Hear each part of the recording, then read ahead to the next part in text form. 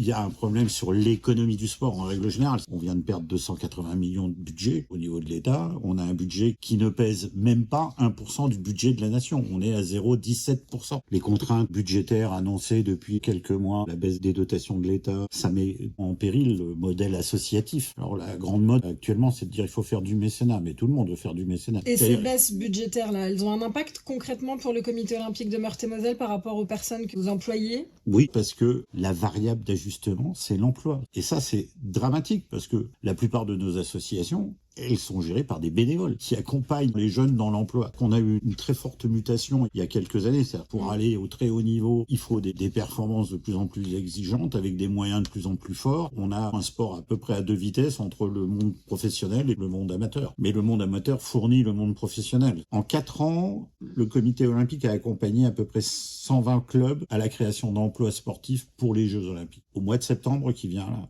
je pense qu'on va perdre 90% des postes. Uniquement parce qu'on a un budget qui vient de baisser et que les aides, effectivement, vont diminuer. Et qu'on ne sera pas en capacité de pérenniser des emplois. Et est-ce que ça peut pas ouvrir des nouvelles perspectives d'entrepreneuriat, par exemple? Amadou, tout à l'heure, parlait de la création de son académie. Oui, c'est toute la difficulté. Amadou, il a choisi un modèle privé. Donc, il a pris le risque financier de monter une société privée. Comme Arthur aussi. Comme Arthur, qui est entrepreneur, il prend son risque. Tu es masseuse entrepreneur aussi? Je suis admiratif qu'il y ait des gens qui misent leur propre argent pour rendre service à une population en manque et avec toutes les difficultés qu'ils peuvent avoir en tant qu'entrepreneur, c'est-à-dire trouver des salles, trouver une clientèle. Il vous faut un réseau, une organisation. C'est quand même beaucoup plus risqué. Ils ont pris ce risque. Moi, j'applaudis. Tu aimes notre démarche? Fais-le nous savoir avec un like, un partage et un commentaire. Aide-nous à évoluer et soutiens l'émission.